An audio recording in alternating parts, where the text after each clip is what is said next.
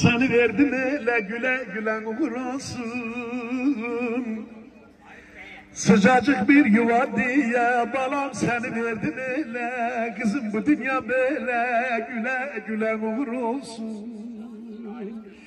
Güle gülen uğur olsun benim balam seni verdim ele kızım. Bugün hava güzel serin, hasretin içimde derin. Kızım bayram günü erken gelin, balam seni verdim ele. Güle güle benim balam, seni verdim ele kızım.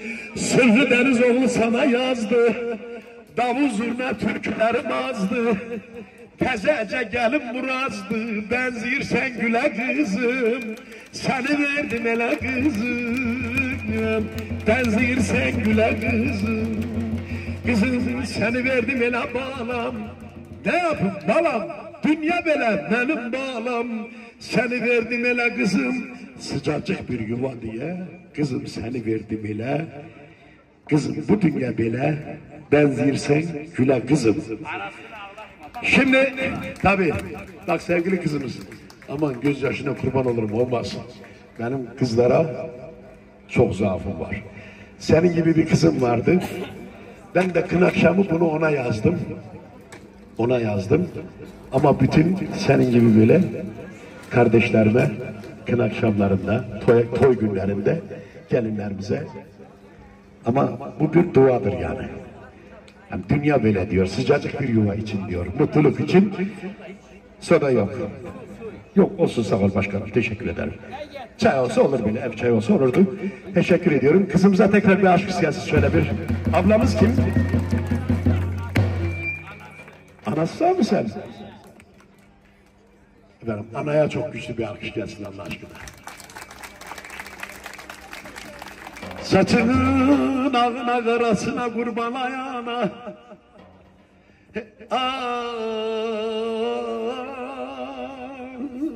Saçının ağına karasına kurban ayağına. Dünya bir yana sen bir yana ben sana kurban ala. Ben sana kurban ala. Geceler uykum gelmir. Geceler uykum gelmir. Bir layla çal belki uykum gelen ana.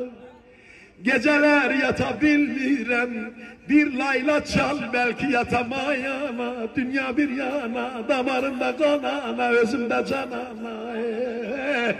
Ben sana kurban ala, ben sana kurban ala. Ana beni yaz ağla, yaz değil faiz ağla. Ana beni yaz ağla, yaz değil faiz ağla. Demeyler tükenmez. Kağıza yazarlar, demeyler tükenmez, kağıza yazarlar. Ayağına, ayağına ben sana kurban ana. Ayağına, ayağına ben sana kurban ana. Ha ha ha ha.